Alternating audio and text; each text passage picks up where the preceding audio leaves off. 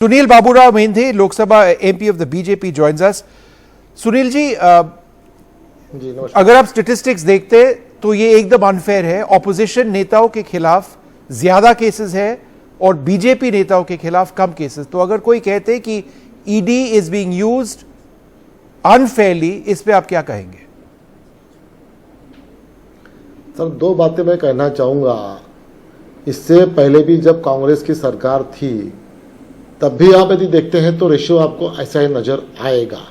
मगर आप देखिए कि ईडी को आप किसी एक बोलिए सरकार से जोड़ते हैं तो हमने तब भी कभी जोड़ने की कोशिश नहीं की और आज भी कोशिश नहीं कर रहे हम लोग। और बात रही कन्विक्शन रेट की, जिसकी बात आ रही थी, मैं ठीक से सुन नहीं पा रहा था आप लोगों को, लेकिन उसमें भी आपने देखा होगा कि जब सुप्रीम कोर्ट, जब कांग्रेस के कुछ लीडर गए ईडी के इसी विषय रवैया पे, तो उनको भी मुंह की खानी पड़ी और सुप्रीम कोर्ट ने क्लियर, सच बात है, एब्सोल्युटली सुप्रीम कोर्ट ने साफ तौर से कहा है कि जो नियम है, जो कानून है, ईडी का जो यूज है वो अलाउड है। वो ईडी अपना काम कर रही है। मैं सिर्फ आपसे ये पूछ रहा हूं, मुझे लगता है कि इसकी कन्विक्शन रेट इतना कम है। और आप जो कह रहे थे कि पहले भी जब कांग्रेस सरकार थी तब ईडी यूज करते थे, पर अगर आप देखें 2005 से 2014 112 ईडी रेड्स थे और 2014 से 2022 3010 ईडी रेड्स हो चुके हैं। तो इस पे क्या कहेंगे? बिल्कुल सर, क्योंकि वो तब भी देखिए कि तब भी जो भी कुछ भ्रष्टाचार हो रहा था वो भी कांग्रेस वाले ही कर रहे थे तब भी। आज भी जो भी आपको देख रहे हो वही कर रहे हैं, तो वो उनको यूज नहीं कर रहे थे, अभी कर रहे हैं। अभी मगर ऐसा है, जब से मोदी सरकार आई है, जो जो लोग इसमें कल्पित है, जो कल्पित है, सबको ईडी को फेस करे ना। मुझे ईडी पे डाउट लेने के बजाय कोर्ट जाए, कोर्ट में अपने आप को।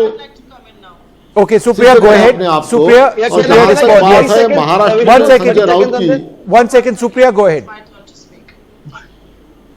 मैं सुनील जी की जानकारी के लिए यहाँ पे बता दूं, 5422 केसेस ईडी ने रजिस्टर किए हैं, जिसमें से 65% 65% of the cases registered by the ED have been under the Modi government. Conviction rate is less than 1%, half a percentage point, वो अलग बात है।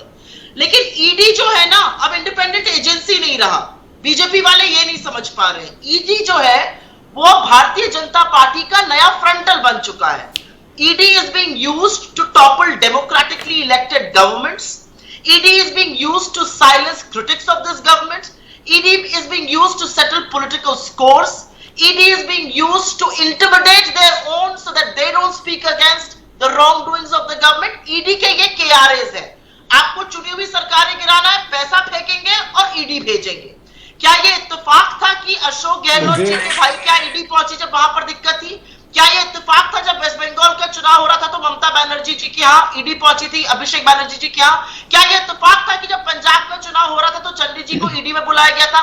क्या ये सारी चीजें इत्तेफाक है? मैं पहली चीज पूछना चाहती हूँ। और दूसरी चीज, जो जरूरी चीज मैं बोलना चाहती हूँ, आज क्योंकि एनफोर्समेंट डायरेक्टरेट टैक्स पेयर्स के मनी से चलता है सुनील जी, जरूरी है that the parliament should scrutinize. All right, the parliament should scrutinize these cases. All right, Sunil ji बताइए। सुनील जी जवाब दीजिए। सुनील जी जवाब दीजिए। जी जरूर, मैं देना चाहूंगा। आप देखिए, अब जैसा कि अब मैं फिर से मैडम को प्रॉपर हियर, कभी भी मेरा शायद साउंड ठीक नहीं है, मैं इतना इसमें कहना चाहूंगा कि आप जब भी देखें भ्रष्टाचारों के बारे में, पिछले 8 साल से मोदी गवर्नमेंट काम कर रही है, आप एक भी मंत्री पे छोटा सा आरोप भी लगा नहीं पा रहे हैं। और इसके सिवा जब कभी पहले जो यूपीए की सरकार थी, उनका आप कारोबार देखिए, तो इसमें आपको ध्यान में आएगा कि इन सभी विरोधी जो बात कर रहे हैं, ईडी पे जो डाउट ले रहे हैं, जब जहां इनकी सरकार है, इस तरह से भ्रष्टाचार से लिप्त ये लोग सरकार चलाते हैं। आपने पश्चिम बंगाल में अभी देखा, आपने भी झारखंड देख रहे हैं, तो ये इस तरह से कुछ काम करेंगे और आप बोलेंगे ईडी अपना काम न करे, ईडी कुछ न करे। संजय राउत जी ये कहे कि भैया ईडी मुझ पे झूठे आरोप लड़ रहे हैं।